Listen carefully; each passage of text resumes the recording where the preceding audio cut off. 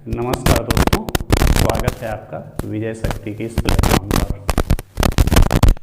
तो हम लोग पिछले लेक्चर में क्या पढ़ रहे थे? हम लोग मैकेनिक्स पढ़ रहे थे। मैकेनिक्स यानी कि यांत्रिकी। देखिए, पिछला लेक्चर मुझे लगता है मात्र 36-37 मिनट का हुआ था। उसका कारण ये था क्योंकि आवाज़ बहुत ज़्यादा गूंज रही थी, इसलिए मैंने उसको काफ़ी छोटा किया था। आज देखते हैं कि आवाज़ गूंज रही है कि नहीं, क्योंकि मैंने कुछ अरेंजमेंट किए हैं। मुझे लगता है कि आज आवाज़ कम गूंजेगी। बाकी एक आध दिन में आप देखिएगा, बस 1-2 दिन का इंतज़ार कीजिए, पूरी यहाँ पर व्यवस्था कर ली जाएगी। हाँ, मैं प्रयास कर रहा हूँ कि इन दीवारों को साउंड प्रूफ करवा लिया जाए ताकि आवाज़ कम गूंजे। मैंने भी देखा है वो पिछला वीडियो जो मैकेनिक्स का पार्ट 1 है, और उससे पहले का भी एक वीडियो है जिसमें मैं क्वेश्चन डिस्कस करवा रहा था। शायद वो मापक यंत्र वाला है। दोनों में आवाज़ गूंज रही है। लेकिन हाँ, अगर आप लोग तो ऐसा नहीं है कि समझ में नहीं आ रही आवाज़, आपको समझ में आ जाएगी। देखिए, अगर आप ऑफलाइन क्लास में भी जाते हैं तो वहाँ पर भी तमाम प्रकार की आवाज़ निकलती रहती है। सड़क की आवाज़ आती है, ट्रक की आवाज़ आती है, बाइक की आवाज़ आती है। तो उसी प्रकार से इसको भी समझिए। मेन हमको ध्यान देना है कि हमारा कॉन्सेप्ट क्या है। हाँ, डिस्टर्ब है, मैं मानता हूँ, और उसके लिए मैंने आपको पहले भी बताया कि मैं प्रयास कर रहा हूँ कि 1-2 दिन में मेरी उम्मीद है कि कल ही इन दीवारों को साउंड प्रूफ करवा लिया जाएगा। हालांकि कुछ व्यवस्था मैंने आज भी किया है। मुझे लगता है कि आज आवाज़ नहीं गूंजेगी, ठीक है। और अगर गूंजेगी तो देखते हैं क्या होता है। समझ गए आप लोग? चलिए, तो हम लोग पढ़े थे मैकेनिक्स पार्ट 1, ठीक। चलिए, तो उसके आगे आज हम पढ़ते हैं। फिर अच्छा, एक बात कहना चाहूँगा कि भैया सब्सक्राइब कर लीजिए, सब्सक्राइब कर लीजिए। उसके आगे एक घंटी का निशान बना होगा, उस पर जरूर क्लिक कर लीजिएगा। पहले सब्सक्राइब कीजिए और फिर उस घंटी के निशान पर क्लिक कर लीजिए, ताकि जैसे ही वीडियो पड़े आपको नोटिफिकेशन वहाँ पर मिल जाया करे, ठीक ना। ये 2 काम आप जरूर कीजिए, और हो सके तो अपने दोस्तों के पास शेयर करें, उनसे भी कहिए कि भाई चैनल को सब्सक्राइब करें। फ्री में पढ़ा रहा हूँ, इतना तो आप कर ही सकते हैं। चलिए, तो हम आज मैकेनिक्स का अगला हिस्सा पढ़ेंगे। अच्छा, एक कोई स्टूडेंट था, उसने व्हाट्सएप पे मैसेज किया था कि सर ये बताइए, शायद मुझे लगता है वो बिहार का कोई स्टूडेंट था। हाँ, बिहार का था। उसने मैसेज किया था व्हाट्सएप पे, जो मैंने यहाँ पे आप लोगों से भी मैंने कहा कि व्हाट्सएप पर आप मेरे जुड़ जाइए। तो उसने कहा कि सर ये बताइए कि आपने बताया दूरी और विस्थापन, तो क्या हम विस्थापन को भी दूरी कह सकते हैं? उसने मुझसे पूछा, पहला क्वेश्चन, कि क्या हम विस्थापन को दूरी कह सकते हैं? पहला क्वेश्चन उसका। दूसरा, क्या हम दूरी को विस्थापन कह सकते हैं? ध्यान से सुनिए, उसका कहना यह था कि क्या हम विस्थापन को दूरी कह सकते हैं, पहला क्वेश्चन। दूसरा क्वेश्चन उसने पूछा कि क्या दूरी को विस्थापन कह सकते हैं। दोनों एक क्वेश्चन नहीं है। एक जगह कह रहा है कि विस्थापन, उसने बोला, कह रहा है कि क्या इस विस्थापन को हम दूरी कह सकते हैं, पहला क्वेश्चन उसका। फिर वो बोला दूरी, और उसने कहा क्या दूरी को हम विस्थापन कह सकते हैं। जस्ट उल्टा है। अब तो मुझे क्वेश्चन है, अगर आपने कॉन्सेप्ट समझा होगा तो आप समझ लेंगे। देखिए, मैंने आपको क्या बताया था कि एक बिंदु से दूसरे बिंदु तक पहुंचने के लिए जितने भी रास्ते हो सकते हैं, सभी रास्तों को हम दूरी कहेंगे। हम अगर ऐसे जा रहे हैं तो ये एक दूरी है, ऐसे जा रहे हैं तो ये एक दूरी है, ऐसे जा रहे हैं ये एक दूरी है, ऐसे जा रहे हैं तो ये भी एक दूरी है। हम जो भी रास्ता फॉलो करें सभी दूरी है। लेकिन विस्थापन में मैंने आपको बताया था कि विस्थापन भी एक प्रकार की दूरी ही है, लेकिन जो सबसे छोटी दूरी होती है उसको विस्थापन कहा जाता है। तो इन चार में 1 2 3 4 में सबसे छोटी दूरी कौन सी है? ये वाली है। समझ रहे? सबसे नीचे वाली आप नापेंगे तो यही पाएंगे कि सबसे नीचे वाली सबसे छोटी दूरी है। तो इसको क्या कहा जाता है? विस्थापन। क्या कहा जाता है? विस्थापन। ठीक है ना। तो लड़के का क्वेश्चन क्या था कि क्या हम विस्थापन को दूरी कह सकते हैं? जी बिल्कुल।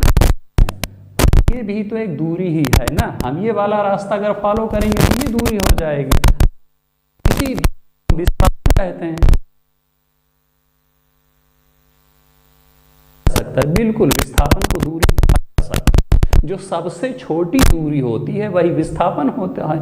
मैंने आपको बताया तो इससे कहा हाँ विस्थापन को दूरी हम कह सकते हैं। विस्थापन एक ऐसी दूरी होती है जो नाप में सबसे छोटी होती है। दूसरा क्वेश्चन उसने क्या हम दूरी को विस्थापन कह सकते हैं? विस्थापन को तो दूरी कह सकते हैं, क्या हम दूरी को विस्थापन कह सकते हैं कि नहीं? जरूरी नहीं है। अगर आप ये वाली दूरी लेंगे तब तो आप विस्थापन इस केस में कह सकते हैं, लेकिन क्या इस वाली दूरी को आप विस्थापन कह सकते हैं? जी नहीं। इस वाली दूरी को आप विस्थापन कह सकते हैं? जी नहीं। इस वाली को कह सकते हैं? नहीं। सिर्फ इसी वाली दूरी को हम विस्थापन कह सकते हैं क्योंकि सबसे छोटी। इससे ये निष्कर्ष निकला कि सदैव हम विस्थापन को दूरी कह सकते हैं, लेकिन सदैव हम दूरी को विस्थापन नहीं कह सकते। ध्यान से समझिएगा घर में क्या पूछा जा रहा, समझे ना। चलिए, तो जो भी स्टूडेंट था, शायद राहुल नाम था उसका, तो राहुल समझ में आ गया ना कि हमेशा किसी भी स्थिति में हम विस्थापन को दूरी कह देंगे, कोई दिक्कत नहीं है, लेकिन हम दूरी को हमेशा विस्थापन नहीं कह सकते। इस केस में हम इसी वाली दूरी को हम विस्थापन कहेंगे, इनको हम विस्थापन नहीं कहेंगे। ठीक है, चलिए। तो गीला है अभी ये कपड़ा।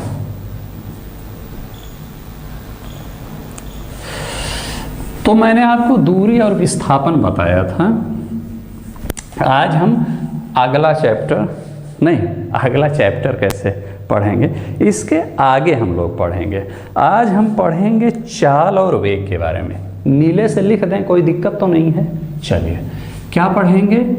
चाल क्या होती है और वेग क्या होता है। देखिए, राइटिंग मेरी नहीं बनती बोर्ड पर क्योंकि मैं पहली बार पढ़ा रहा हूँ, समझे। धीरे धीरे बन जाएगी, आप लोग पेशेंस रखिए। तो हमको क्या पढ़ना है? चाल और वेग। जरा ये बताइए, चाल क्या होती है, स्पीड क्या होती है। अक्सर आप लोग कहते हैं ना कि इस स्पीड से बाइक चला रहे हैं, इस स्पीड से बाइक चला रहे हैं, तो उसी स्पीड को हिंदी में चाल कहते हैं। चाल का फार्मूला होता है, चाल बराबर होता है, मुझे लगता है कि ब्लैक से ही लिखना पड़ेगा, चली गई दूरी बटा समय। ये होता है चाल का फार्मूला। लिखते जाइएगा, चाल यानी स्पीड क्या होता है? चली गई दूरी बटा समय। चलिए, एक क्वेश्चन से इसको समझते हैं। एक क्वेश्चन आप लोग लिखिए। क्वेश्चन है कि एक कार 50 सेकंड में 500 मीटर की दूरी तय करती है। उस कार का आपको चाल बताना है। क्वेश्चन क्या बताया मैंने कि 50 सेकंड में 500 मीटर की दूरी तय करती है वो कार, तो हमको उस कार की स्पीड यानी चाल बतानी है। तो दूरी कितनी तय करती है कार? ये जो क्वेश्चन इस पर बेस्ड मैंने आपको यहाँ पर बताया, क्वेश्चन है कि कोई कार है वो 50 सेकंड में 500 मीटर की दूरी तय करती है। कितने? 500 मीटर की। ठीक, और समय कितना लेती है वो? 50 सेकंड। ठीक, तो हमको कार की चाल निकालनी है। हमको पता है कि चाल बराबर होता है चली गई दूरी बटा समय। तो दूरी है 500 और समय है 50। इसको काट देंगे तो कितना निकल आएगा? 10। चाल का मात्रा क्या होता है? मीटर प्रति सेकंड। ठीक, यही आंसर आएगा। ठीक, समझ गए कि नहीं? इसी प्रकार का क्वेश्चन चाल पर बेस्ड देगा। चलो, हो गया चाल। क्या हो गया? एक क्वेश्चन लगा लिया ये बात। अब आपको वेग क्या होता है? वेग क्या कहते हैं? वेलोसिटी। समझेंगे जिस लेवल के यहाँ क्वेश्चन बस हमको उतना ही समझना है। ठीक है ना?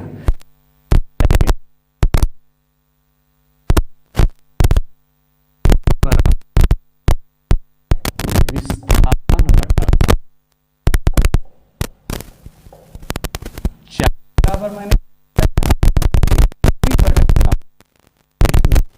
क्या हो? विस्थापन बटा समय। नोट कर लीजिए। विस्थापन और दूरी में आपको समझा ही चुका क्या होती है पहले।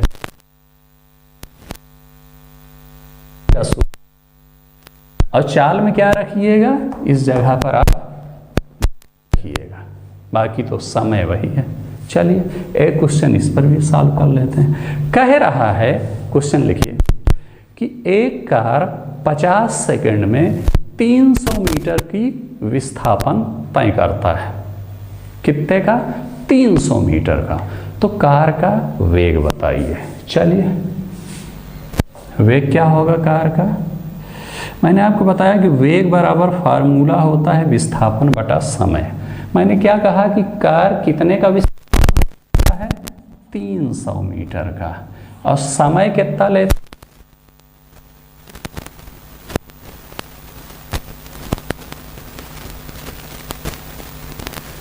मीटर प्रति सेकंड की वेग से वो कार जा रही। जो हमने चाल निकाला था तो वो कितना आया था? 10 मीटर प्रति सेकंड। और जब हमने वेग निकाला तो कितना आया?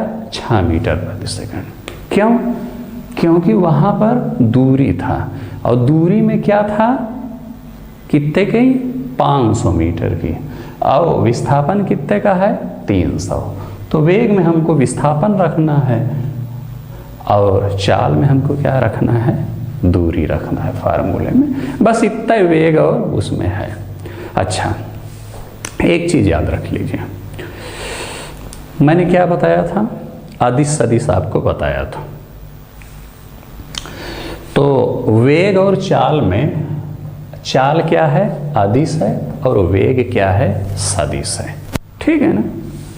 वेग है सदिश राशि और चाल है अदिश राशि। मैंने बताया था कि अदिश राशि में क्या होता है कि हमको परिमाण की ज़रूरत पड़ती है लेकिन दिशा की ज़रूरत नहीं पड़ती।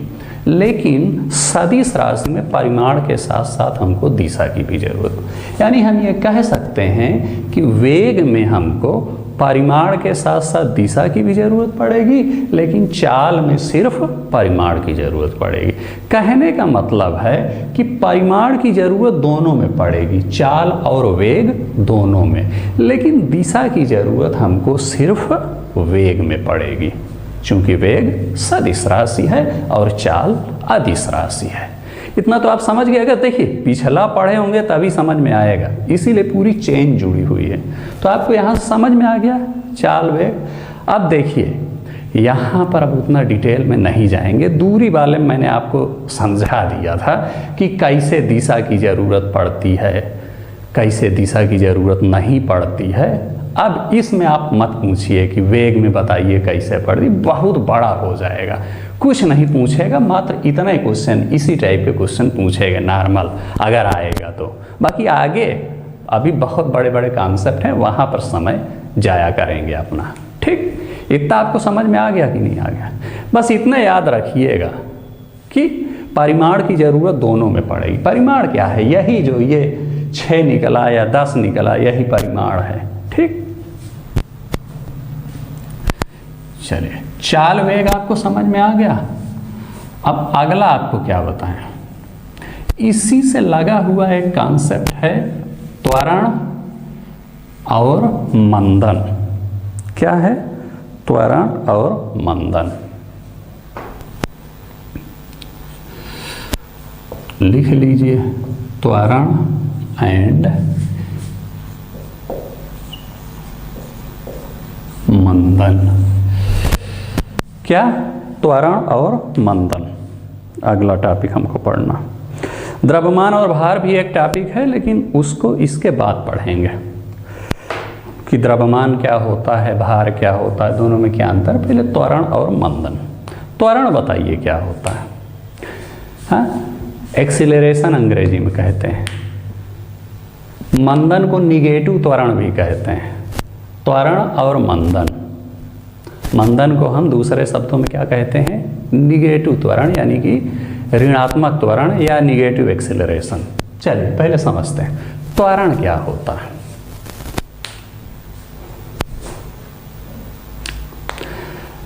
अचानक स्पीड या वेलोसिटी में परिवर्तन आ जाए तो उसे त्वरण कहते हैं। समझते हैं? जैसे मान लिया कि आप अपनी बाइक से 80 किलोमीटर प्रति घंटे की स्पीड से चले जा रहे हैं। हाँ, एकाएक आपने देखा कि भाई सामने कॉलेज की लड़कियां जा रही हैं, तो जवानी में कुछ अलग जोश होता है ना, कि जब लड़कियों को देखते हैं लड़के तो बाइक की स्पीड बहुत ज़्यादा बढ़ा लेते हैं। तो पहले कितने की स्पीड से जा रहे थे? 80 किलोमीटर प्रति घंटे की स्पीड से। हाँ, और जब देखा कि लड़कियां जा रही हैं तो उनको देख करके बाइक की स्पीड बढ़ा लिया, कितना? 100 किलोमीटर पर आवर। ठीक है ना? बात आई कि नहीं समझ में? तो ये जो स्पीड में परिवर्तन हुआ, इसी को कहा जाता है त्वरण। हाँ, कि बाइक में हमने त्वरण लगा दिया। हाँ, बात आई कि नहीं समझ में? त्वरण का सीधा सा मतलब होता है कि स्पीड में परिवर्तन कर देना। पहले 80 की स्पीड थी, हमने बढ़ा करके उसको 100 कर दिया, तो हम क्या कहेंगे कि बाइक में हमने त्वरण लगा दिया, एक्सीलरेशन लगा दिया। एक्सीलेटर शब्द आपने सुना है कि नहीं सुना? कहते हैं एक्सीलेटर ले लो, एक्सीलेटर ले लो। जब आप एक्सीलेटर लेते हैं, अपनी तरफ घुमाते हैं, तो बाइक की स्पीड बढ़ जाती है। 80 से कितना बढ़ गई? 100 बढ़ गई। कैसे बढ़ गई? भैया हमने एक्सीलेटर ले लिया ना। एक्सीलेटर लेने का मतलब हमने गाड़ी के अंदर एक्सीलरेशन पैदा कर दिया। एक्सीलरेशन को हिंदी में कहते हैं त्वरण। समझे कि नहीं समझे? सीधा सा मतलब सिर्फ इतना जान लीजिए। देखिए, टेक्निकल परिभाषा में बिल्कुल मत चलिए जो हाई स्कूल इंटर में पढ़ाया जाता है। त्वरण का सीधा सा मतलब होता है कि स्पीड में परिवर्तन कर देना तो आता है। और परिवर्तन कैसा? बढ़ा देना। अगर स्पीड हम बढ़ा दे रहे हैं तो हम कहेंगे कि त्वरण आ गया। जैसे आप जा रहे थे और जैसे कि आपने देखा कि कॉलेज की लड़कियां निकल रही हैं गेट से, तो आपने अपने बाइक की स्पीड 80 से बढ़ा करके 100 कर दिया।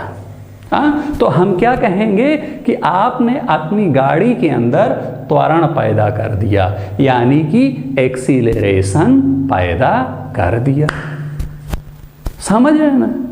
त्वरण समझ में आ गया आपको? कि त्वरण क्या होता है? त्वरण क्या होता है आपको समझ में आ गया ना?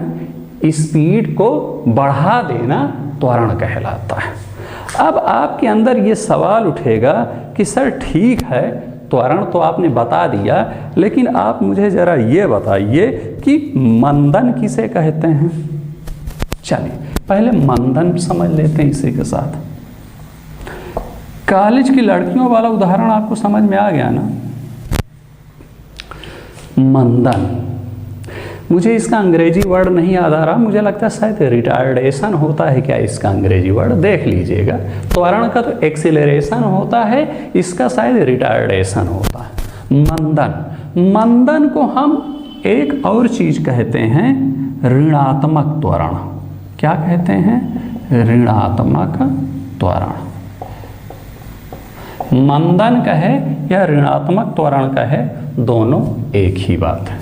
यहां मैंने त्वरण में आपको क्या बताया था?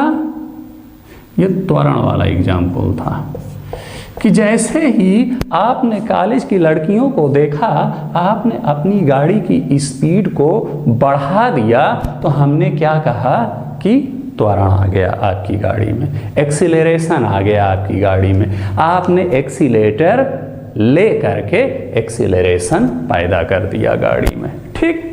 लेकिन मंदन क्या कहेंगे? मान लिया आप 80 किलोमीटर प्रति घंटे की स्पीड से चले जा रहे हैं और रास्ते में आपने देखा कि पापा खड़े हैं, समझ? अब आप क्या करेंगे? गाड़ी बढ़ाएंगे, गाड़ी की स्पीड बढ़ाएंगे कि घटाएंगे? बताइए मुझे, क्या करेंगे? बढ़ाएंगे कि घटाएंगे? बढ़ाएंगे नहीं, आप घटा लेंगे। मान लिया पहले आप 80 किलोमीटर प्रति आवर की स्पीड से जा रहे थे, तो पापा को देखने के बाद आप क्या कर लेंगे?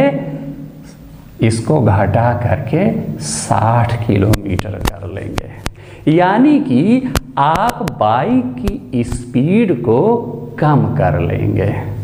तो जब बाइक की स्पीड को कम कर लिया, तो इसको कहा जाता है कि आपने अपनी बाइक में मंदन लगा दिया। मंद कहते ना, बड़ा मंदी आ गई, मंदी आ गई, मंदी से मंद बना हुआ है और मंद से मंदन बना हुआ है, मतलब कि आपने धीमा कर लिया, ठीक ना। मंदी आती तो सब चीज़ धीमे धीमे होने लगती ना भाई, ये पैसा है ही नहीं है। इकोनॉमिक्स में आपने एक टॉपिक पढ़ा होगा, नहीं पढ़ा होगा तो आगे हम आपको पढ़ाएंगे जब इकोनॉमिक्स यहाँ पर शुरू करेंगे, तो वहाँ पे मंदी आती है। मंदी आने पर क्या होता है कि लोगों के पास पैसे नहीं रह जाते, तो उनका सब कुछ मंदा हो जाता है।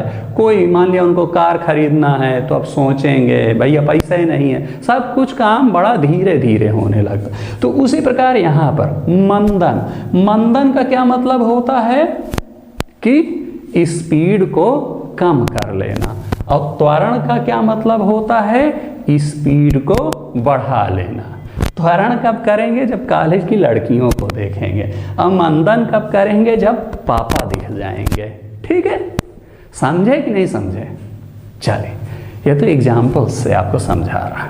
चले, मैंने क्या कहा कि मंदन का मतलब होता है ऋणात्मक त्वरण। हाँ भाई, त्वरण में हमने क्या कहा था कि 80 से बढ़ करके 100 हो गया, और यहाँ मंदन में 80 से घट करके 60 हो गया, कम हो गया, इसीलिए उसको कहा जाता है कि निगेटिव त्वरण आ गया। समझे? आगे अभी निगेटिव त्वरण आपको समझ में आ जाएगा। त्वरण मंदन आपको सिर्फ समझ में आ गया कि नहीं, व्यवहारिक रूप से में क्या होता है। आगे टेक्निकल चीज़ समझाता हूँ इसका। हाँ, बढ़ा देना यानी त्वरण लगा दिया, घटा देना यानी कि मंदन पैदा कर दिया, ठीक है। चलिए,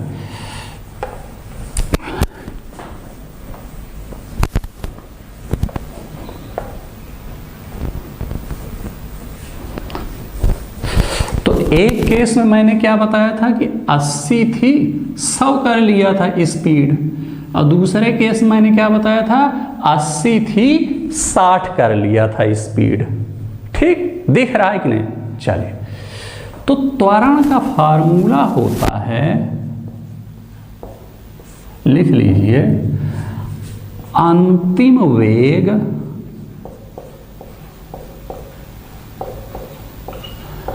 माइनस प्रारंभिक वेग बटा समय। ये होता है त्वरण का फार्मूला। इसको आप लिख लीजिए। देखिए, जो लोग ज़्यादा कंसंट्रेट होंगे उनको एक चीज़ और समझ में आ रही होगी। वो कहेंगे कि सर अभी तो आप स्पीड बोल रहे थे, यहाँ आपने वेग बोल दिया। देखो, इतना टेक्निकल मत जाइए। वेग और स्पीड में क्या अंतर है, क्या नहीं है, मैंने आपको समझा दिया, ठीक है ना। सवाल सॉल्व करते समय कहीं पर वेग लिखा रहेगा, कहीं पर स्पीड लिखा रहेगा, ठीक है ना। बस आप समझ लीजिए कि कहीं स्पीडो लिखा हुआ है और इस सब त्वरण वरण की बात हो रही, तो उसका मतलब है कि वेग की बात वो कर रहा है, ठीक है ना। इतना आप समझ के चलिएगा। हकीकत तो यह है कि हमको वेग शब्द ही यूज करना चाहिए, लेकिन अब होता क्या है कि जनरली जो है आम जनमानस जो है वेग नहीं समझ पाता कि वेग भी स्पीड ही है एक टाइप से, बस उसमें दिशा होती है और स्पीड में दिशा नहीं होती। तो किताब में या क्वेश्चन लगाते समय वेग की जगह स्पीड शब्द यूज किया रहता। कुल मिला के आप ये समझ लीजिए कि क्वेश्चन लगाते समय कहीं वेग लिखा रहेगा, कहीं स्पीड लिखा रहेगा। आपको अपने मेन कॉन्सेप्ट पर ध्यान देना है कि अंतिम कितना है, प्रारंभिक कितना है और कितना समय लगा, ठीक है ना। बाकी वेग स्पीड में क्या है टेक्निकल, वो मैं आपको पहले बता चुका। चलिए, तो मैंने क्या बताया कि त्वरण का फार्मूला होता है अंतिम वेग माइनस प्रारंभिक वेग बटा समय। समझे? क्या बताया? अंतिम वेग माइनस प्रारंभिक वेग बटा समय। इसको आप नोट कर लीजिए। फिर मैं आपको एक सवाल देता हूं। देखिए, अंतिम वेग को डिनोट किया जाता है v से और प्रारंभिक वेग को u से। देखिए मेरी थोड़ी सी राइटिंग सही नहीं बनती बोर्ड पे, ऐसे मेरी बहुत अच्छी राइटिंग बनती है, लेकिन बोर्ड पे नहीं बनती। अभी चूंकि पहली बार लिख रहा हूँ तो ध्यान दीजिएगा, ये स्मॉल u लिखा है, ये v लिखा हुआ है और ये है t समय। ऐसे भी आपको देखने को मिलेगा। तो जहाँ पर v रहे समझ लीजिए अंतिम वेग की बात कह रहा है, प्रारंभिक वेग का मतलब u और समय टाइम का पहला अक्षर t, ठीक। चले, तो अंतिम वेग माइनस प्रारंभिक v माइनस u अपान t। इसको ऐसे कहा, आप चाहिए तो इतना एक करिए, लेकिन इसको ऐसे कहा कि जब अभी आपको मैं गति के 3 इक्वेशन समझाऊंगा तो वहाँ पर इसी फॉर्म में आपको समझाऊंगा, इसलिए मैंने इसको लिख दिया कि आप समझे रहिए कि अंतिम वेग को v से दिखाएंगे, प्रारंभिक वेग को स्मॉल u से और समय को t से, ठीक है। चलिए, तो आपको समझ में आ गया। एक सवाल लगाइए, कह रहा है कि किसी कार का वेग 40 मीटर प्रति सेकंड से 80 मीटर प्रति सेकंड होने में 5 सेकंड का टाइम लगा, तो इसका त्वरण क्या होगा। क्वेश्चन क्या कह रहा है कि किसी कार का वेग, देखो यहाँ पर वेग शब्द यूज कर दिया, हो सकता है कहीं चालय शब्द यूज किया। क्या कह रहा है कि किसी कार का वेग 40 मीटर प्रति सेकंड से 80 मीटर प्रति सेकंड होने में 5 सेकंड का समय लगा, तो हमें निकालना है त्वरण।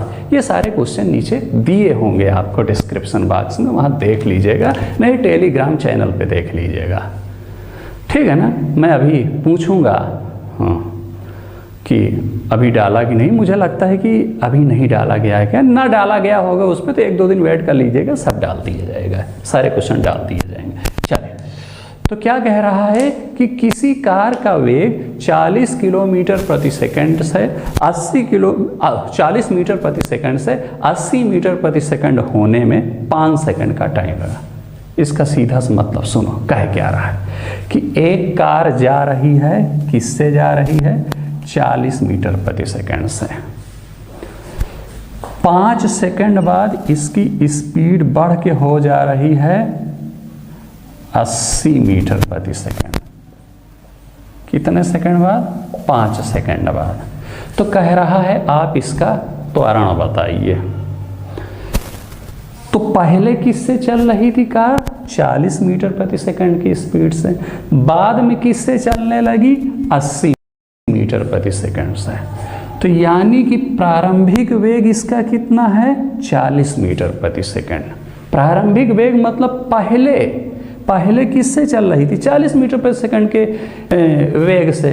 तो प्रारंभिक वेग कितना है? 40 मीटर प्रति सेकंड। और प्रारंभिक वेग को किससे दिखाते हैं? स्मॉल u से। ज़्यादा में इधर दिखा दिया।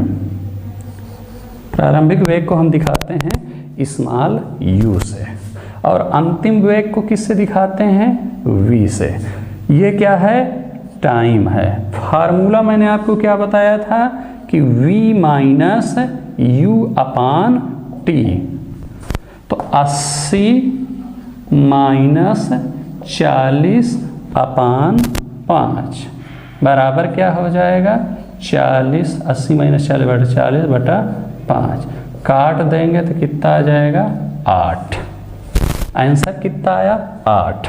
अच्छा, 8 क्या गया? त्वरण लगा। त्वरण का मात्रक क्या होता है?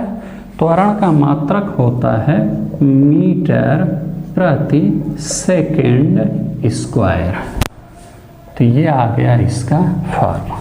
देखिए, यह मीटर पर सेकंड यहाँ पर अंग्रेजी में लिख दिया, यहाँ पर हिंदी में लिख दिया, इतना आप ध्यान रखिएगा, ठीक है ना। वेग यानी वेलोसिटी का मात्रक होता है मीटर प्रति सेकंड, और त्वरण का मात्रक होता है मीटर प्रति सेकंड स्क्वायर, ठीक है। तो कह रहा है कि प्रारंभिक वेग है 40, 5 सेकंड बाद बढ़ करके जो अंतिम वेग हो गया 80 हो गया। अंतिम वेग मतलब बाद वाला वेग, प्रारंभिक वेग मतलब जो पहले वाला। तो 40 पहले वाला था, बढ़ करके 80 हो गया था, बाद वाला बढ़ करके 80 हो गया, ठीक है ना। टाइम कितना लगा? 5 सेकंड। तो फार्मूला में वही लिख दीजिए, v minus you upon T. 80 minus 40 और t बटा 5 बराबर ये, तो 8 मिनट। तो यानी बाइक में कितने का त्वरण लगा? 8 मीटर प्रति सेकंड स्क्वायर का त्वरण लगा, ठीक है ना। समझ में आई कि नहीं आपको बात? कितने का त्वरण लगा? 8 मीटर प्रति सेकंड स्क्वायर का त्वरण लगा बाइक में। आया? इसके आगे समझाता हूं आपको। 8 मीटर प्रति सेकंड स्क्वायर का त्वरण लग रहा है, और मैंने आपको क्या बताया था कि त्वरण लगने का मतलब होता है कि गाड़ी की स्पीड बढ़ रही है। क्या? गाड़ी की स्पीड क्या हो रही है? बढ़ रही है। त्वरण लगने का मतलब होता है, ये देखिए 8 मीटर प्रति सेकंड। यहाँ पे आइए, ध्यान दीजिए थोड़ा सा, कि त्वरण का मतलब होता है कि गाड़ी की स्पीड बढ़ रही है। 40 से बढ़ करके कितना हो गई? 80 हो गई। भैया त्वरण लग रहा होगा कुछ ना कुछ, तभी ना बढ़ी है। 40 से बढ़कर 80 हो गई। यहाँ पर वही चीज़ निकाला गया कि 8 मीटर प्रति सेकंड स्क्वायर का इसमें त्वरण लगा है। 8 मीटर प्रति सेकंड स्क्वायर के त्वरण का मतलब क्या होता है? इसका मतलब होता है कि जो स्पीड बढ़ी है वो 8 मीटर प्रति सेकंड से बढ़ी है। यानी कि हर सेकंड जो है स्पीड 8 मीटर प्रति सेकंड से बढ़ी है। उसमें त्वरण कह रहा है, लग रहा है 8 मीटर प्रति सेकंड स्क्वायर का। तो इसका मतलब होता है कि हर सेकंड उस बाइक में 8 की दर से स्पीड बढ़ी। पहले कितनी थी? 40। हर सेकंड 8 के दर से बढ़ी है, यानी उसके बाद 8, फिर अगले सेकंड में 8, फिर अगले सेकंड में 8, फिर अगले सेकंड में 8, फिर अगले सेकंड में 8। 5 सेकंड हो गया। 1 2 3 4 5। कुल कितना हो गया? 40 अब इन 5 8 को जोड़ देंगे 40, कितना मिल गया? 80 मिल गया ना आपको। मिला कि नहीं? 80 दिख रहा है कि नहीं दिख रहा? नहीं दिख रहा। दिमाग को घुमाइए थोड़ा, जहां मैं आपको ले जाना चाहता हूं। फिर से सुनिए एक बार, कह रहा है, फिर से सवाल सुन लीजिए एकदम। यहाँ तक तो समझे हैं ना, ये और ये समझे हैं ना, इस सब पर अभी आप ध्यान मत दीजिए, अब आपको समझ में आ जाए। सवाल सुनिए। सवाल कह रहा है कि एक बाइक 40 मीटर प्रति सेकंड की स्पीड से चल रही है और उसको अपनी स्पीड 80 मीटर प्रति सेकंड करने में 5 सेकंड का समय लगा। इस प्रकार से भी कह सकता है, या इसको डायरेक्ट ये भी क्वेश्चन कह सकता है कि किसी बाइक को 40 मीटर प्रति सेकंड स्पीड से बढ़ा करके 80 मीटर प्रति सेकंड की स्पीड करने में 5 सेकंड का समय लगा, तो उस बाइक की त्वरण बताइए, एक्सेलरेशन बताइए, ये क्वेश्चन कह रहा। प्रारंभिक स्पीड u कितना है? 40 मीटर प्रति सेकंड। बाद की स्पीड यानी अंतिम स्पीड v कितना है? 80 मीटर प्रति सेकंड। टाइम कितना लगा? 5 सेकंड का टाइम है। हमें u पता है, v पता है और हमें t पता है। हमको क्या निकालना है? त्वरण निकालना। अच्छा, एक चीज और याद रखिएगा, त्वरण को a से दिखाते हैं, a बराबर स्मॉल a से त्वरण को डिनोट करते हैं। हमको पता है कि a बराबर होता है v minus you upon T, यानी कि अंतिम वेग माइनस प्रारंभिक वेग बटा समय। तो रख दीजिए, v की जगह रख दीजिए 80, u की जगह रख दीजिए 40 और t की जगह रख दीजिए 5। 80 माइनस 40 बटा 5 बराबर 5 हटे, यानी कि त्वरण कितना निकल आया? 8 मीटर प्रति सेकंड स्क्वायर का। यानी कि आंसर वही पूछ रहा था कि इसका त्वरण इसमें कितने का लग रहा है, तो 8 मीटर प्रति सेकंड स्क्वायर का इसमें त्वरण लग रहा है। चलिए, क्लियर हो गया। अब इसके आगे एक स्टेप आप समझिए व्यवहारिक रूप से। मैंने आपको क्या बताया कि त्वरण लगने का मतलब है कि गाड़ी की स्पीड बढ़ रही होगी, ठीक है ना? ये त्वरण लगने का मतलब होता है। यानी कि इस केस में भी चूंकि 8 मीटर प्रति सेकंड जो आंसर स्क्वायर, जब आंसर आया, त्वरण आया, इसका मतलब कि इसकी स्पीड भी बढ़ रही है। तो पहले कितनी थी? 40 मीटर प्रति सेकंड, हाँ, और बाद में कितनी हो गई? 80 मीटर प्रति सेकंड। कितने का समय लगा? 5 सेकंड का समय लगा। देख लेते हैं ये आंसर सही है कि नहीं है। चलिए, एक चीज समझिए, 8 मीटर प्रति सेकंड स्क्वायर का त्वरण लगने का मतलब होता है कि वो बाइक में हर सेकंड 8 की दर से उसकी स्पीड या वेग बढ़ रहा होगा। 8 मीटर प्रति सेकंड स्क्वायर त्वरण का मतलब क्या है कि हर सेकंड कितने की दर से स्पीड उसकी बढ़ रही है? 8 की दर से। कितने की दर से? 8 की दर से।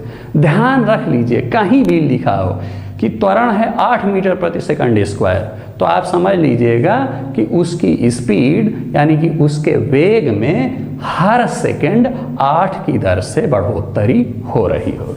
पहले कितना था? 40, तो हर सेकंड 8 की दर से बढ़ रहा है।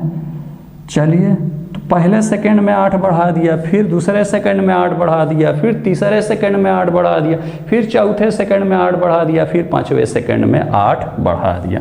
तो आप देख लेते हैं, टोटल जोड़ लीजिए कि आप कुल कितना हो गया। 40, 8 48, 8 56, 8 64, 8 72, 8 80, यानी कुल कितना हो गया? 5 सेकंड बाद कितना हो गया? 80। और यही 80 तो यहाँ निकला था। समझ गए? व्यवहारिक रूप से भी समझ में आया कि नहीं आया? आपको ना आया हो तो फिर से बताऊं, ये तो समझाने के लिए बता रहा हूं। ये सब वहां माथापच्ची नहीं करनी पड़ेगी। आपको सिर्फ ये फार्मूला पता होना चाहिए कि त्वरण बराबर होता है v minus you upon T. v होता है बाद वाला u होता है पहले वाला, और जितना समय लगेगा पुट करके आपको त्वरण निकल जाएगा। ये तो इसके पहले वाला जो समझाया था कि त्वरण का मतलब होता है कि वेग का बढ़ना, उसको मैंने बताया। हाँ, कि कहीं पर अगर 8 मीटर पर सेकंड स्क्वायर का त्वरण लग रहा है, इसका मतलब आप समझ लीजिएगा कि उसके वेग में 8 की दर से बढ़ोतरी हो रही होगी। त्वरण 16 मीटर पर सेकंड स्क्वायर आ जाए तो कह दीजिएगा कि उसके वेग में 16 की दर से बढ़ोतरी हो रही है। त्वरण आ जाए 100 मीटर पर सेकंड स्क्वायर तो कह दीजिएगा कि उसके वेग में 100 की दर से बढ़ोतरी हो रही है। त्वरण आ जाए 500 मीटर पर सेकंड स्क्वायर तो कह दीजिएगा कि उसके वेग में 500 मीटर पर सेकंड के स्पीड से बढ़ोतरी हो रही है। समझे कि नहीं समझे? जितना त्वरण की ये वैल्यू आएगी, ये जो न्यूमेरिकल वैल्यू आएगी, उतने की ही दर से उसके वेग में बढ़ोतरी हो रही होगी। ठीक है ना? और त्वरण का मतलब होता है कि वेग में बढ़ोतरी होना। ठीक है ना? वेग में बढ़ोतरी होना, यहां समझ में आया? त्वरण निकला है, वेग में बढ़ोतरी हो रही है। भाई बढ़ोतरी हुई है तब है ना 40 से बढ़कर के 80 हो गया 5 सेकंड बाद। हर सेकंड 8 की वेग से बढ़ोतरी हुई है, तब जाके 5 सेकंड बाद 40 से बढ़ के 80 हो गया। ठीक, ना समझ में आए तो फिर से पूछिएगा। अब त्वरण समझ में आ गया कि नहीं समझ में आया? कि त्वरण का मतलब होता है कि स्पीड का बढ़ना। हाँ, और निकालेंगे कैसे? जितने सेकंड में वो स्पीड बढ़ी होगी वही हो जाएगा त्वरण। यहाँ पर 5 सेकंड में बढ़ी थी तो हमने निकाल दिया v-u/t। ठीक है ना? समय से, लेकिन ध्यान दीजिएगा स्पीड का बढ़ना तो ठीक है, लेकिन उसको समय से भाग दे दीजिएगा तभी निकलेगा। ये फार्मूला, ये सब आपने नोट कर लिया। एक और क्वेश्चन आपको बताता हूँ।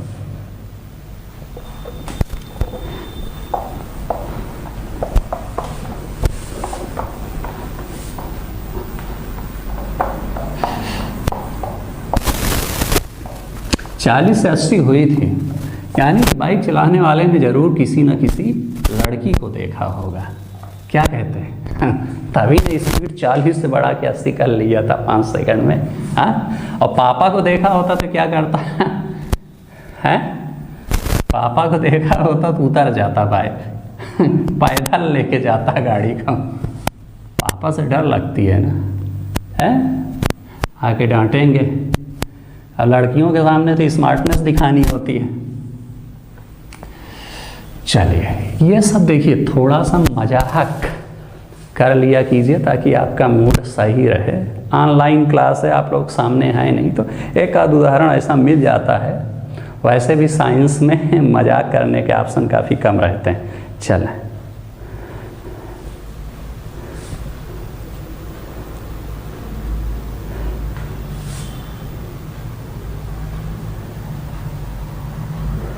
दूसरा क्वेश्चन देखिए।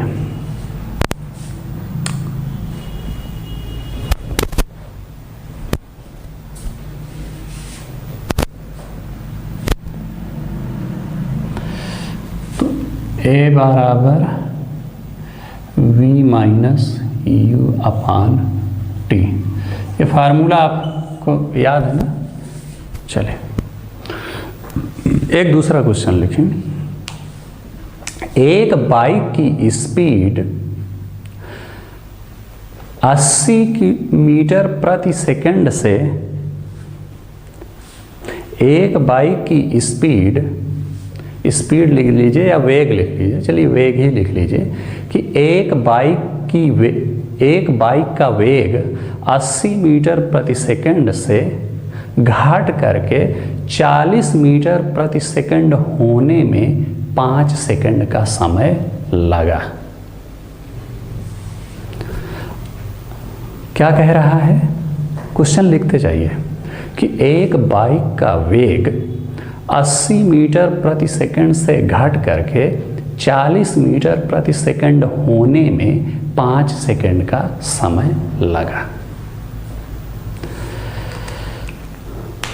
ठीक, अब क्वेश्चन कह रहा है, ये बताइए कि बाइक में त्वरण लग रहा है या मंदन लग रहा है?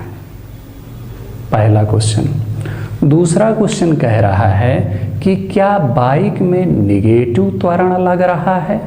दो क्वेश्चन पूछ रहा है, चलिए तीन क्वेश्चन पूछ रहा है कि क्या बाइक में त्वरण लग रहा है या मंदन लग रहा है। दूसरी चीज, क्या बाइक में निगेटिव त्वरण लग रहा है। और तीसरी चीज, त्वरण या मंदन जो भी लग रहा है वो कितने का लग रहा है। ठीक, चलिए क्या कह रहा है, बाइक की वेग 80 मीटर प्रति सेकंड से 40 मीटर प्रति सेकंड होने में 5 सेकंड का समय लगा। ये क्वेश्चन में दिया है, यानी कि प्रारंभिक वेग कितना है 80 मीटर प्रति सेकंड।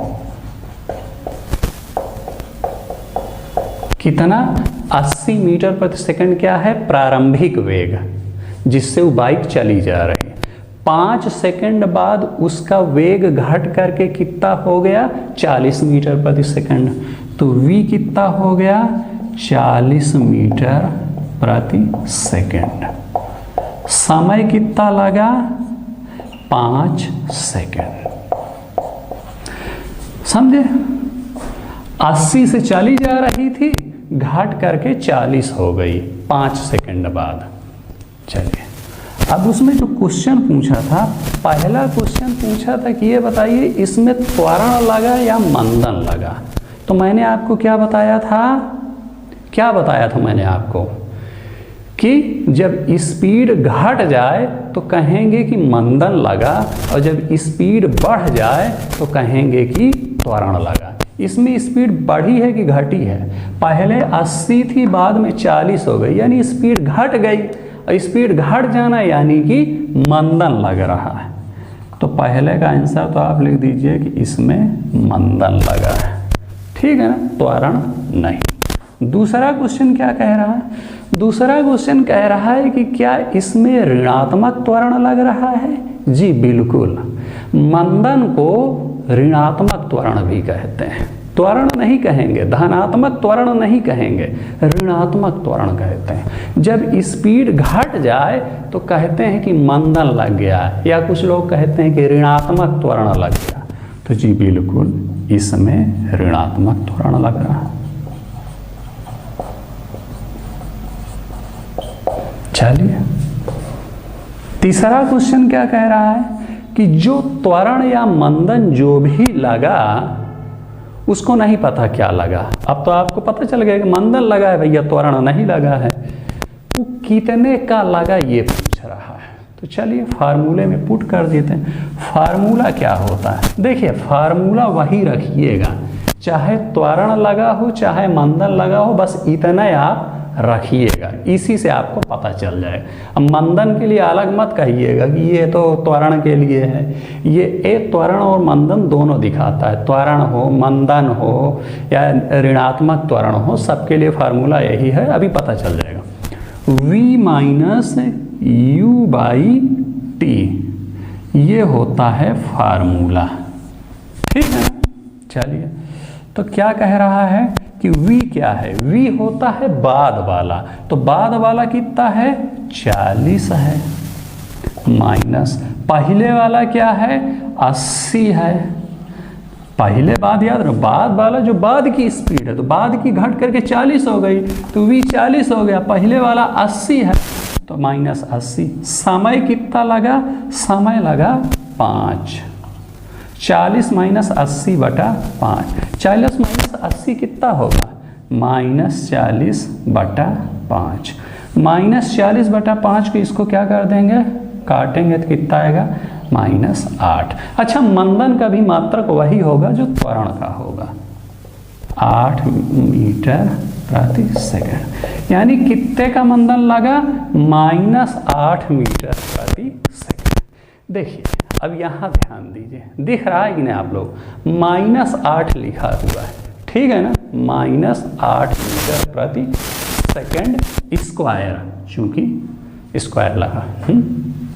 चलिए, यहाँ पर आंसर आया है माइनस, यानी कि निगेटिव में। मैंने आपको क्या बताया कि मंदन को निगेटिव त्वरण भी कहते हैं। देखिए यहीं से आपको पता चल, अगर सिर्फ 8 आता, समझ रहे ना, तो हम कहते त्वरण है।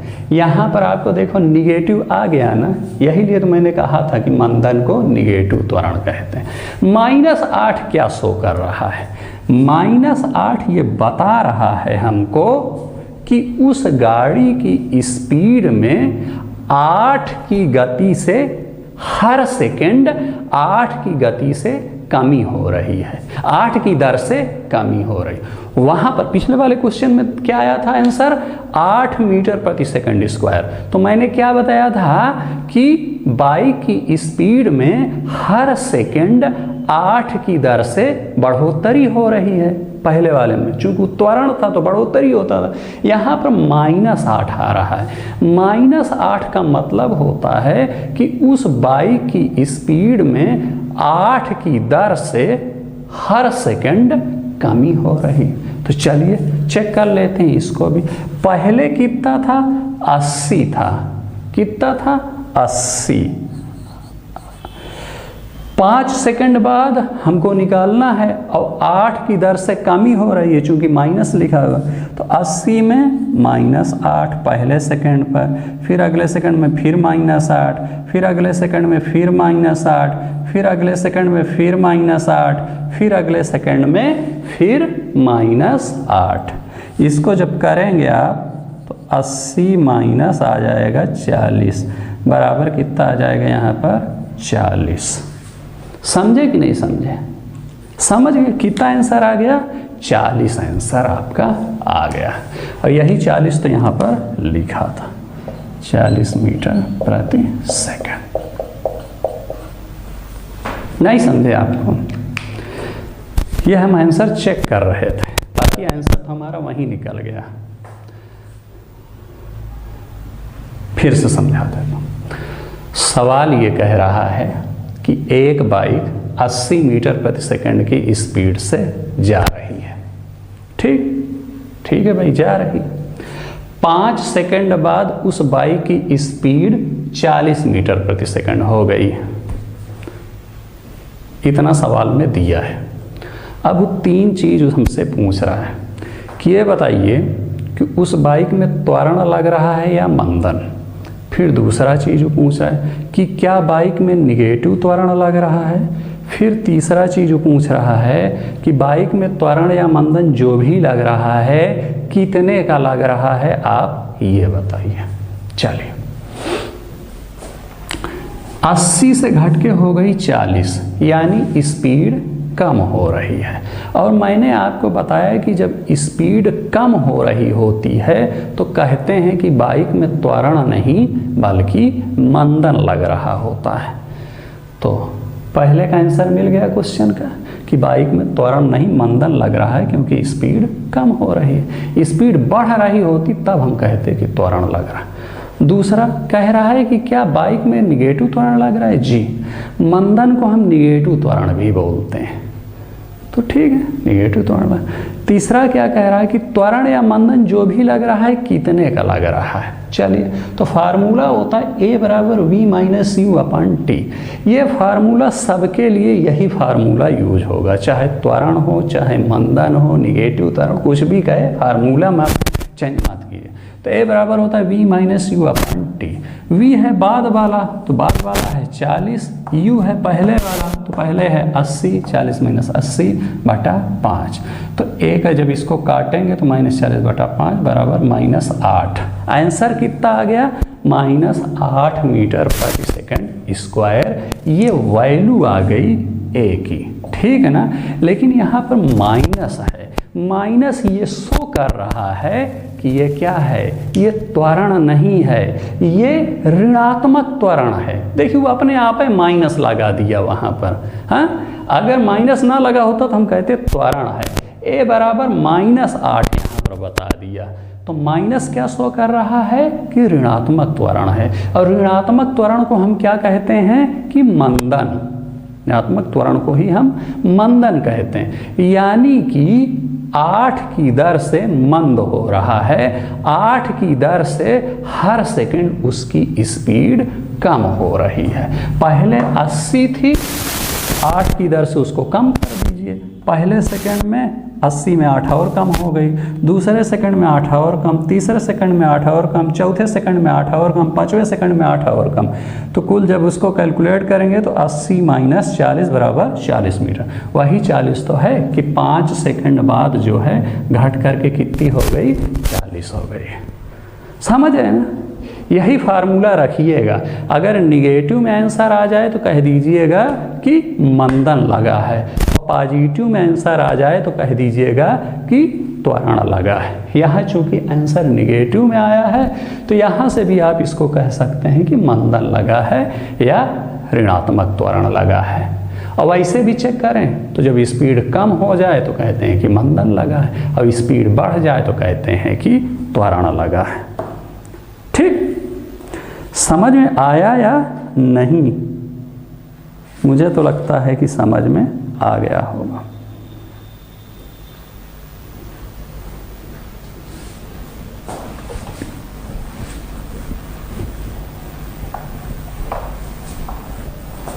ये तो बाइकोइक के लिए है, यानी कि त्वरण मंदन क्या है इसके लिए।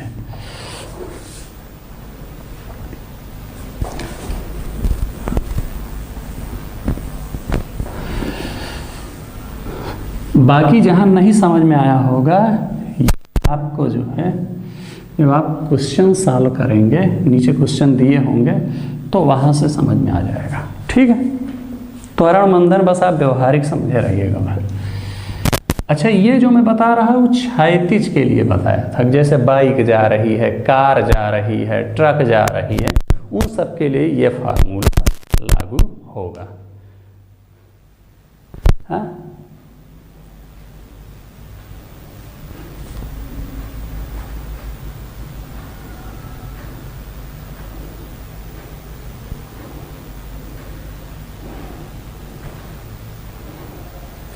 अगला टॉपिक क्या है?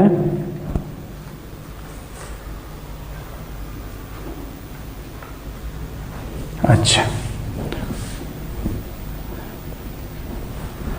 तो ये त्वरण तो आपको पता चल गया है ना कि जब त्वरण लगता है तो स्पीड है, और जब मंदन लगता है तो स्पीड घटती है। ठीक है ना? इतना व्यवहारिक चीज आप समझ लीजिए।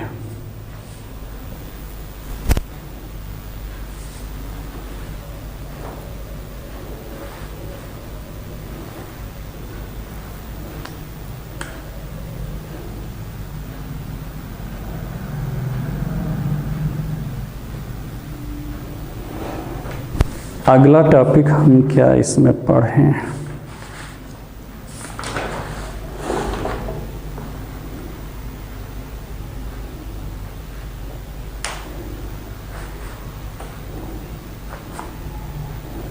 चलिए, वीडियो बड़ा तो नहीं हो गया है,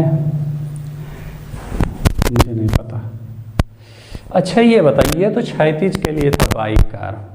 आपने एक चीज़ पढ़ा होगा कि कोई चीज़ ऊपर से फेंकी जा रही है, कोई चीज़ नीचे से ऊपर की ओर फेंकी जा रही है, गुरुत्वीय त्वरण जी, ये सब आपने पढ़ा होगा ना।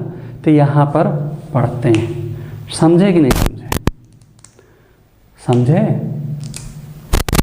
तो हम अब क्या पढ़ते हैं कि चलिए, उतना आपको समझ में आ गया। अब देखिए, ये जो हमारी पृथ्वी है ना, ये भी त्वरण लगाती है। क्या लगाती है? त्वरण लगाती है, मंदन लगाती है।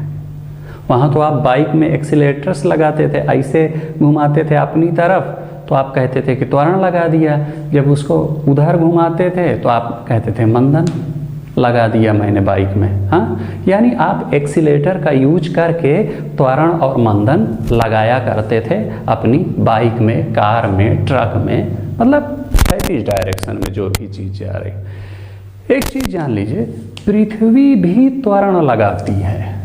क्या लगाती है? त्वरण लगाती है। और हमेशा लगाती है। और जो पृथ्वी त्वरण लगाती है उसको हम कहते हैं गुरुत्वीय त्वरण। तो लिखिए यहाँ पर कि पृथ्वी हमेशा त्वरण लगाती है।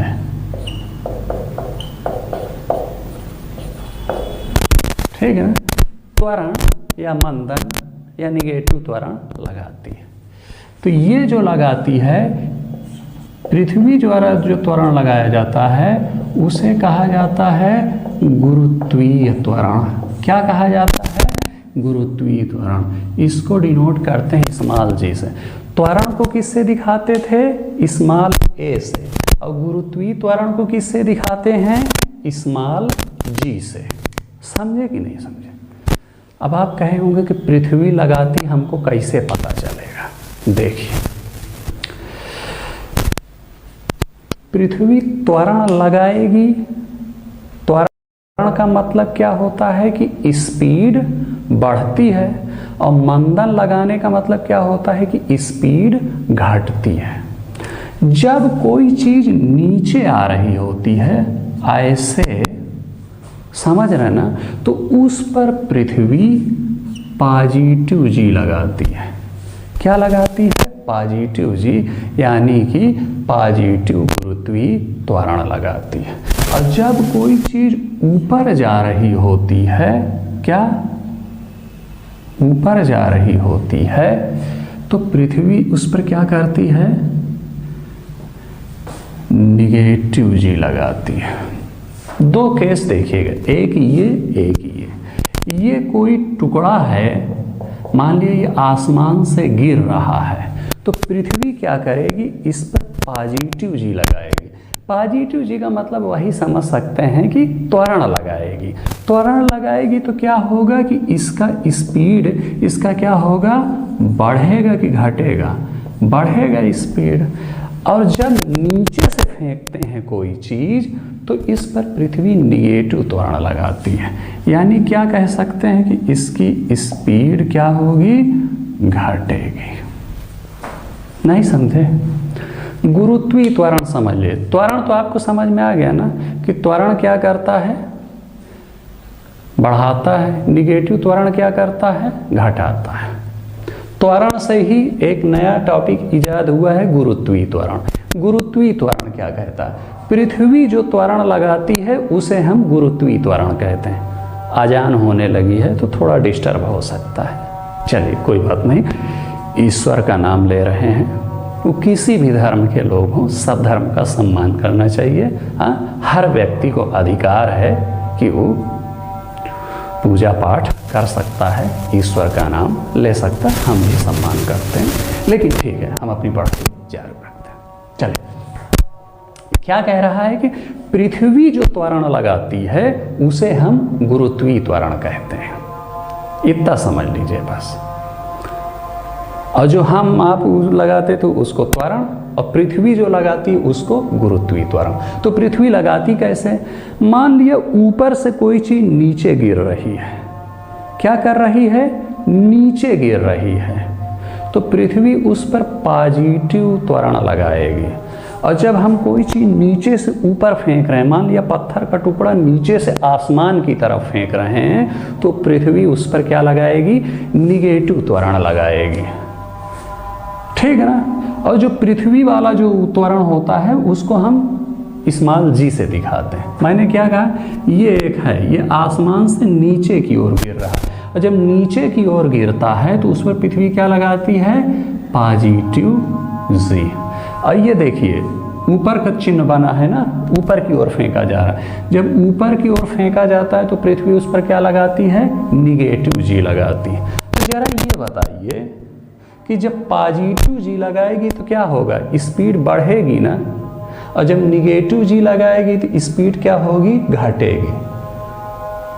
बिल्कुल स्पीड घटेगी। वहाँ पर भी मैंने आपको बताया था कि जब निगेटिव त्वरण लगता है तो स्पीड घटती है, और जब पॉजिटिव त्वरण लगता है या त्वरण लगता है तो स्पीड बढ़ती है। जरा ये बताइए इसका मतलब क्या हुआ? और एक चीज़ और जान लीजिए, जी की वैल्यू जो होती है वो होती है 9.8 मीटर प्रति सेकेंड। ये भी एक प्रकार का त्वरण है। इसकी वैल्यू एकदम यूनिवर्सल ट्रूथ है कि 9.8 मीटर प्रति सेकेंड स्क्वायर इसकी वैल्यू होती है जी की।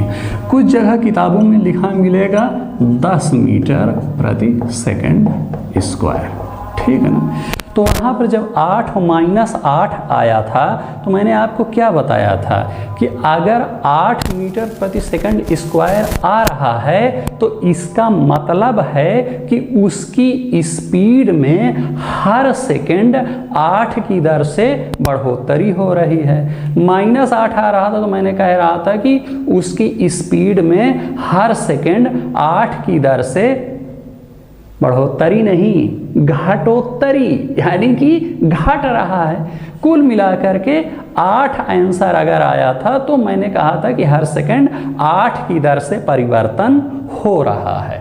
उसी प्रकार से यहाँ पर g की वैल्यू एकदम पहले से हमको पता है, वैज्ञानिक खोज चुके हैं कि कितनी होती है, 9.8 मीटर प्रति सेकंड स्क्वायर, यानी कि हर सेकंड 9.8 की दर से क्या हो रही है, बढ़ोतरी या घटोत्तरी होगी, ठीक है ना। चलिए, कितने की दर से, 9.8 की दर। अब ये बताइए, जब पॉजिटिव जी लग रहा है तो हम कह रहे हैं कि स्पीड बढ़ रही है, तो हम क्या बताएंगे कितनी बढ़ रही है, हर सेकंड 9.8 मीटर प्रति सेकंड की दर से स्पीड उसकी बढ़ रही होगी, यानी हर सेकंड 9.8 की दर से उसकी वेलोसिटी, वेग या स्पीड बढ़ रही होगी।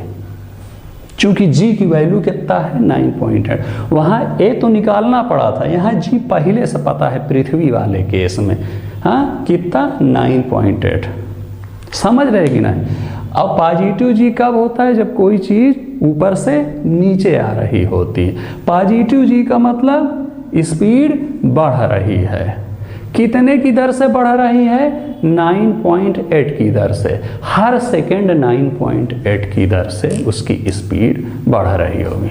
जरा सोचिए, मान लिया, एक एज्यूम कीजिए कि ये है हवाई जहाज। हवाई जहाज से आपने कोई पत्थर फेंका यहाँ से ऐसे, तो यहाँ पर मान लिया स्पीड है 100 मीटर प्रति सेकंड। कितना है, 100 मीटर प्रति सेकंड, पहले सेकंड जैसे आपने फेंका। तो और थोड़ा सा जब नीचे आएगा तो अगले सेकंड कितना हो जाएगा, 109.8 मीटर प्रति सेकंड हो जाएगा, चूंकि 9.8 जुड़ जाएगा। और जब आएगा नीचे तो कितना हो जाएगा, इसमें 9.8 और जुड़ जाएगा, और जब नीचे आ जाएगा तो इसकी स्पीड और बढ़ जाएगी, और नीचे आने पर स्पीड और बढ़ जाएगी, और नीचे आने पर स्पीड और बढ़ जाएगी। समझे कि नहीं समझे। कुल मिलाकर के जैसे जैसे वो चीज़ नीचे आती जाएगी, हर सेकंड उसकी स्पीड 9.8 बढ़ती चली जाएगी। 9.8 पहले सेकंड, फिर अगले सेकंड 9.8 और फिर अगले सेकंड 9.8 और। तो हम क्या कह सकते हैं कि मान लिया हवाई जहाज से फेंका गया, और यहाँ से हवाई जहाज से, ठीक है ना, ऐसे। एक मिनट इधर देख लेते हैं, ये 9.8 आपने नोट कर लिया।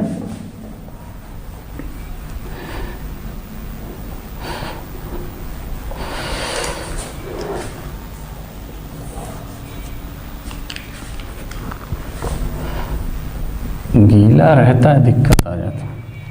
मैंने क्या कहा, जैसे जैसे नीचे आती जाएगी उसकी स्पीड आपकी बढ़ती चली जाएगी, और 9.8 की दर से बढ़ती।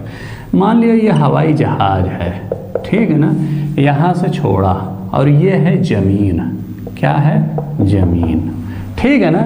ये हवाई जहाज मान लीजिए, आसमान मान लीजिए, यहाँ से आई, दिख नहीं रहा है क्या आप लोगों को? दिख रहा होगा, देख लीजिए। यहाँ से आई है तो लगातार स्पीड बढ़ती रही होगी, हर सेकंड चूंकि 9.8 बढ़ती चली जा रही है।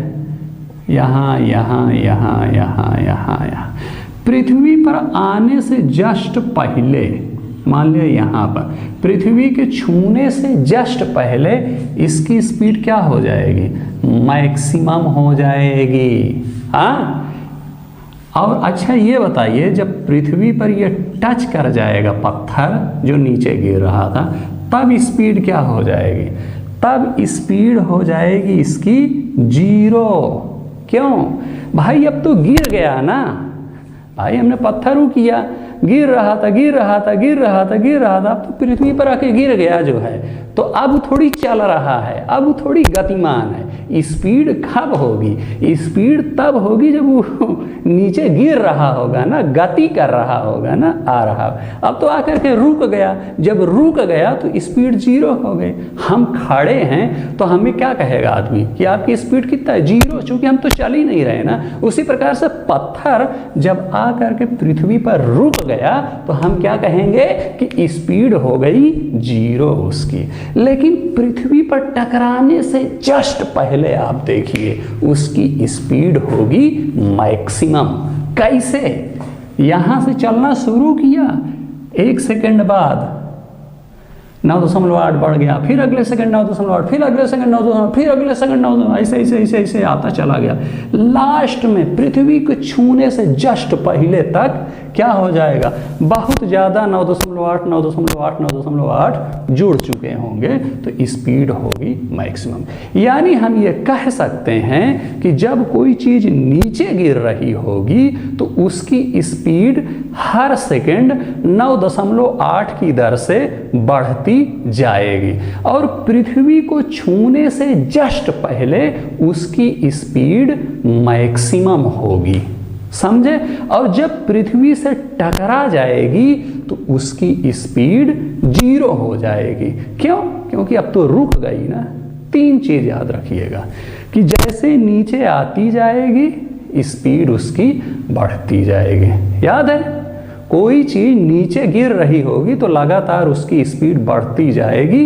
इतना याद कर लीजिए। पहली चीज, पृथ्वी को छूने से जस्ट पहले उसकी स्पीड सबसे ज़्यादा होगी, क्योंकि छूने से जस्ट पहले ही सबसे ज़्यादा दूरी कवर कर लिया ना। यहाँ पर मान लिया 1 सेकंड में यहाँ पर आई थी तो 9.8 जुड़ गया था, फिर 2 सेकंड में यहाँ तक आई 9.8, 2 यहाँ यहाँ यहाँ यहाँ यहाँ। छूने से जस्ट पहले, एज्यूम करो, लोग समझ नहीं पाते, छूने से जस्ट पहले सबसे ज़्यादा दूरी कवर कर लिया ना।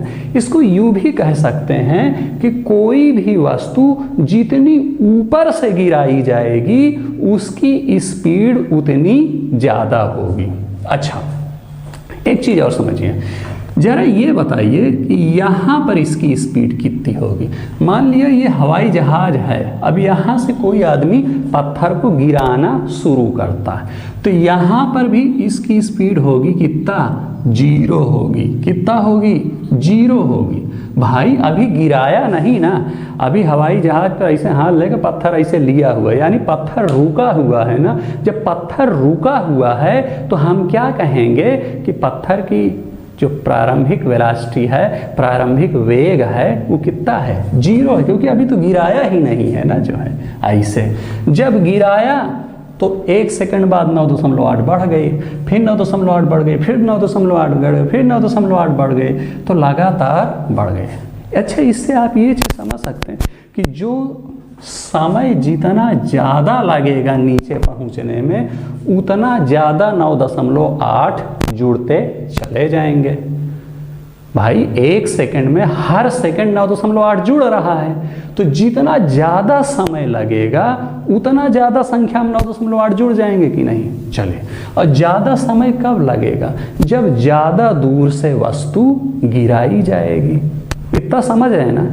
एक आप 10 मंजिल से गिरा रहे हो कोई पत्थर, हाँ, नीचे आने में ज़्यादा समय लगेगा ना। एक पत्थर आप 2 मंजिल से गिराओ, नीचे आने में कम समय लगेगा।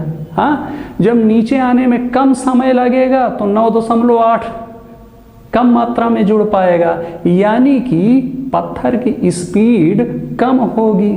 और जब ज़्यादा 10वें मंजिल से गिराओगे, ज़्यादा आने में ज़्यादा समय लगेगा, सेकंड ज़्यादा होंगे, 9.8 ज़्यादा होंगे। समझ रहे हैं ना पूरी चाहे? हाँ, तो वहाँ पर स्पीड ज़्यादा। कुल मिलाकर के जितनी ज़्यादा ऊंचाई से आप पत्थर को गिराओगे उतनी ज़्यादा मात्रा में आपकी स्पीड उतनी ज़्यादा स्पीड होगी। यहाँ पर पृथ्वी को छूने से जस्ट पहले उतनी ज़्यादा स्पीड होगी। और ये सब हो क्यों रहा है?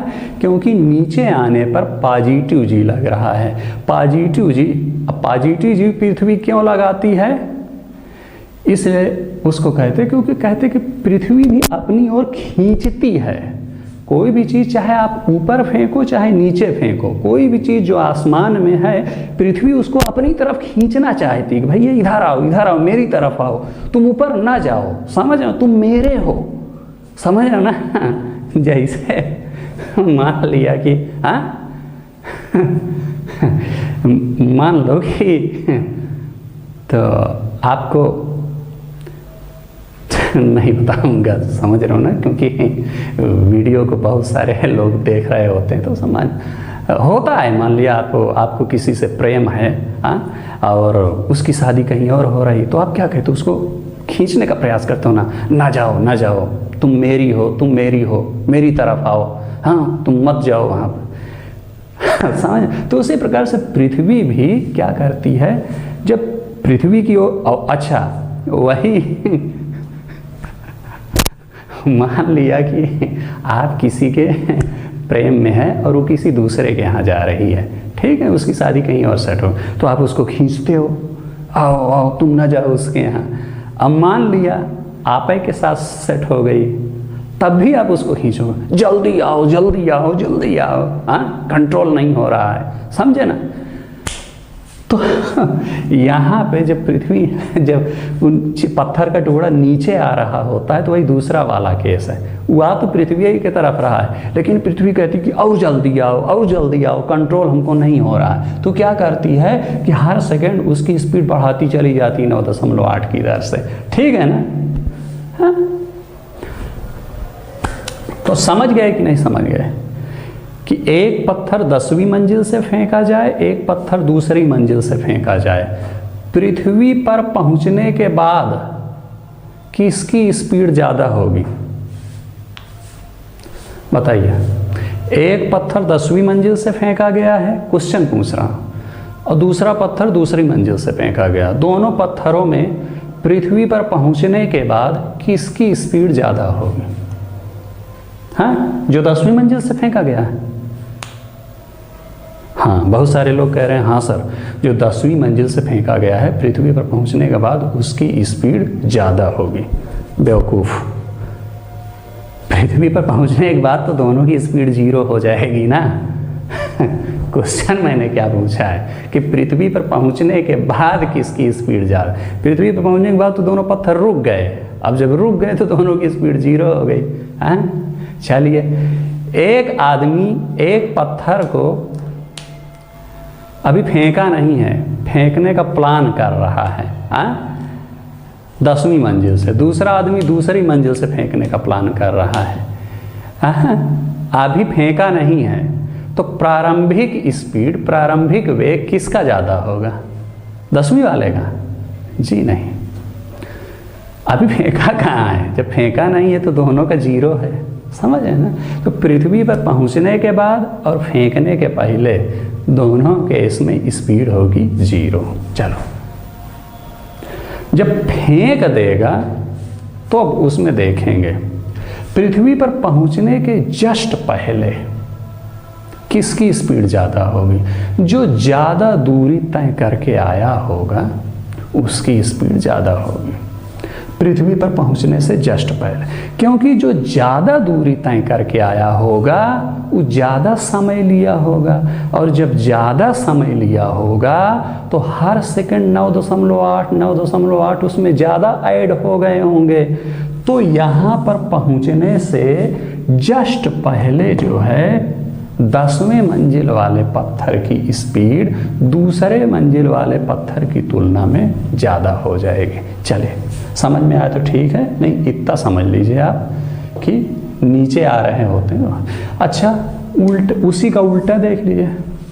दूसरा आपको एक एग्जाम्पल बताया था कि आपकी गर्लफ्रेंड की शादी किसी दूसरे के साथ तय हो गई तो आप क्या कहते हैं, आओ आओ तुम मेरी हो, तुम मेरी हो।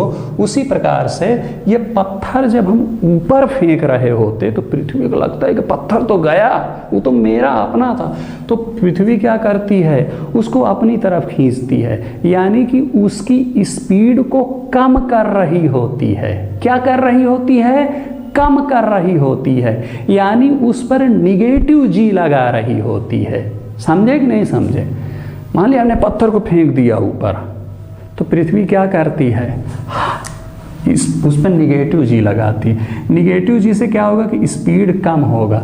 कितने की दर से, हर सेकंड 9.8 मीटर प्रति सेकंड स्क्वायर का इस पर त्वरण लगेगा।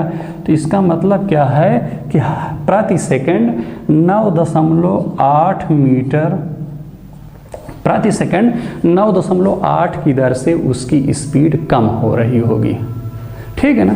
ये केस तब है जब ऊपर फेंकेंगे, और यही कम होते होते क्या होता है कि एक समय उसकी स्पीड खत्म हो जाती है और नीचे गिर जाता है। कहता है ठीक है भैया पृथ्वी, हम तुम्हारे हैं, हम तुम्हारे पास आ जा रहे हैं। समझे हैं? पृथ्वी कहती है हर सेकंड उस पर 9.8 की दर से कम करती जाती है, उसकी स्पीड को घटाती जाती है, और जब घटा देती है एकदम तो गिर जाता है। हाँ, कभी सोचा है, दिमाग से सोचो, जब हम ऊपर फेंक दिए तो नीचे क्यों चला आता है? हमने मान लिया उसको 100 मीटर प्रति सेकंड की स्पीड से फेंक दिया, मारा तो उसको बढ़ते चला जाना चाहिए 100 मीटर प्रति सेकंड की स्पीड से, ऊपर अंतरिक्ष में चला जाए, लेकिन वो नहीं जाता है ना। क्यों नहीं जाता है? क्योंकि पृथ्वी उसको अपनी तरफ खींचती है।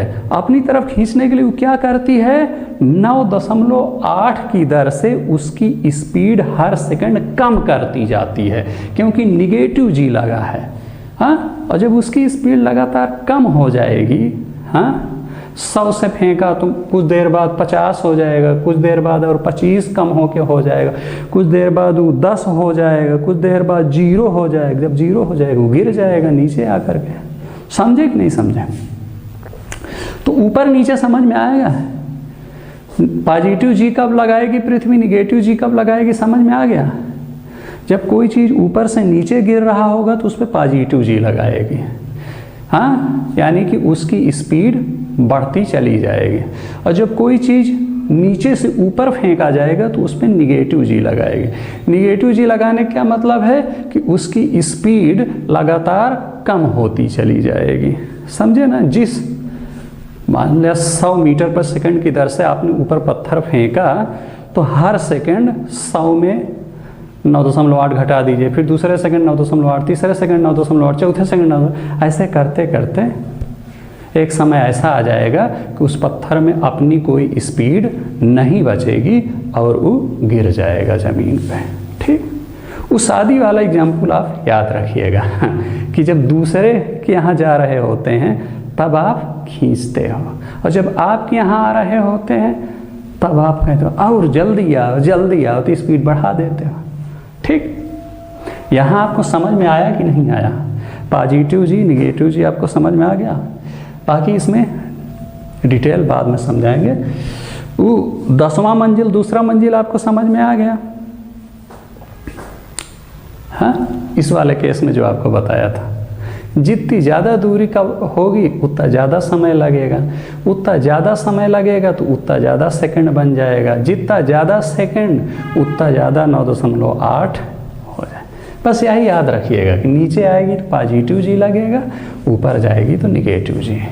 और पॉजिटिव जी लगने का मतलब स्पीड बढ़ जाएगी, और निगेटिव जी का मतलब स्पीड घट जाएगी। कौन सी स्पीड? उस पत्थर की स्पीड। समझ रहे ना? जिस पत्थर को किसी आदमी ने नीचे फेंका है या ऊपर फेंका है, तो जिस स्पीड से फेंका है उस स्पीड में परिवर्तन होगा। भाई ऊपर से भी फेंका होगा तो किसी स्पीड से फेंका होगा ना। चलिए